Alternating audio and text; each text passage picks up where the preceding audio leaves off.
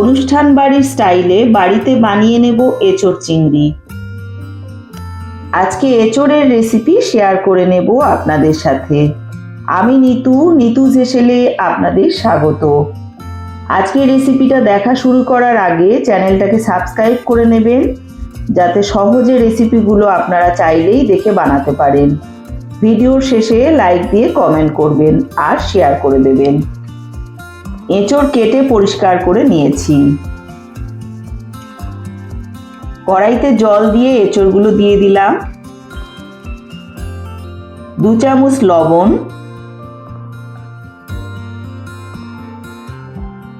1 চামচ হলুদের গুঁড়ো দিয়ে একটু ভাপিয়ে নিয়ে জলটার থেকে ছেঁকে নেব।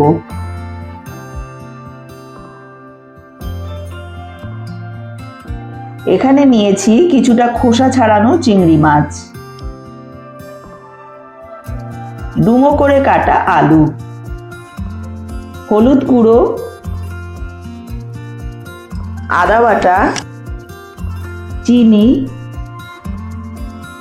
লঙ্কা বাটা, লবণ, পেঁয়াজ বাটা, রসুন বাটা,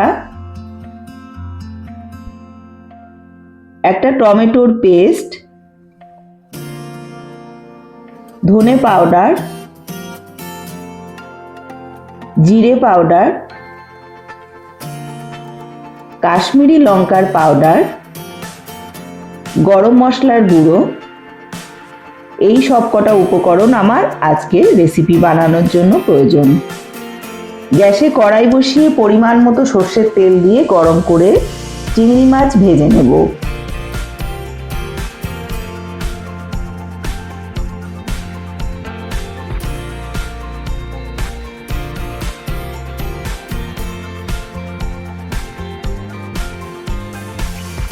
হালকা ভেজে তুলে রাখবো। চিংড়ি মাছ বেশি ভাজলে শক্ত হয়ে যায়।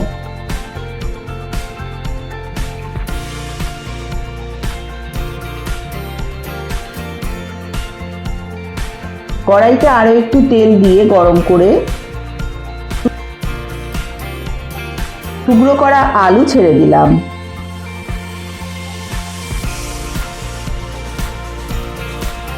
এক চামচ লবণ দিয়ে ভেজে নেব।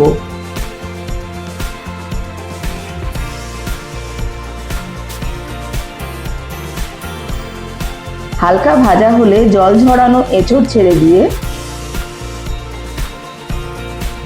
আলু আর এঁচোড় একসাথে ভাজবো।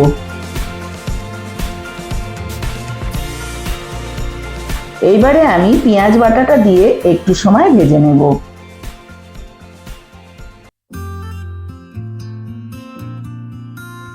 তারপর রসুন বাটা, লঙ্কা বাটা দিয়ে ভালো করে কষাবো। অলরেডি যারা আমার বন্ধু হয়ে আছেন, এমনভাবেই তারা আমার পাশে থাকবেন। যারা এখনো বন্ধু হননি, তারা আমার চ্যানেলটাকে সাবস্ক্রাইব করে বেল আইকন প্রেস করে দেবেন। নিত্য নতুন রেসিপি পেয়ে যাবেন সবার আগে। আমাকে এগিয়ে যেতে সাহায্য করার জন্য অনেক ধন্যবাদ আমার সকল বন্ধুদের। রসুন কষানো হলে আদা বাটা, টমেটো বাটা দিয়ে অল্প করে কষাবো। আদা বেশি কষালে তিতো হয়ে যায়। আরো 1 চামচ লবণ দিলাম।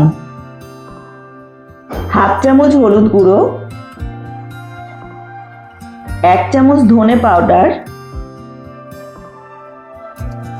হাফ চামচ জিরে পাউডার দিয়ে কষাবো কাঁচা গন্ধটা না যাওয়া পর্যন্ত। আমি এখানে কষানোর সময় জল দেব না, যেহেতু এখানে টমেটোর পেস্ট দেওয়া আছে। ওই পেস্টের থেকে যে জলটা বেরোবে তাতেই মশলা কষানো হয়ে যাবে। কালারের জন্য 1 চামচ কাশ্মীরি লঙ্কার পাউডার।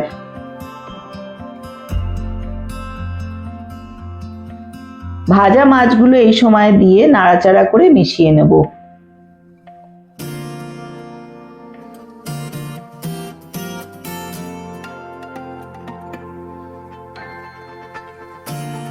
কষানো আমার হয়ে গেছে, সুন্দর গন্ধ ছাড়ছে। পরিমাণ মতো গরম জল অ্যাড করে দেব। 3 থেকে 4 মিনিট ফুটিয়ে সিদ্ধ করে নিতে হবে।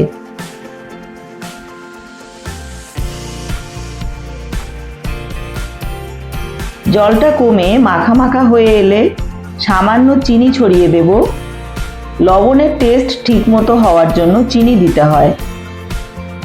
1 চামচ গরম মশলার পাউডার, হাফ চামচ ঘি দিয়ে মিশিয়ে নেব।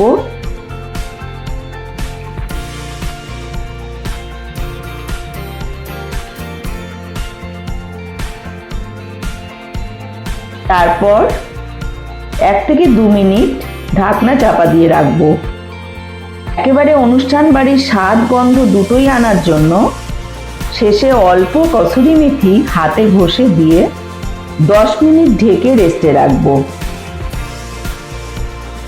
10 মিনিট পর আমার রেডি হয়ে গেল এঁচোড় চিংড়ি। একদম অনুষ্ঠান বাড়ির মতো গরম গরম পরিবেশন করুন। সুস্থ থাকবেন, ভালো থাকবেন। আমি নিতু আবার আসছি পরের রেসিপি নিয়ে।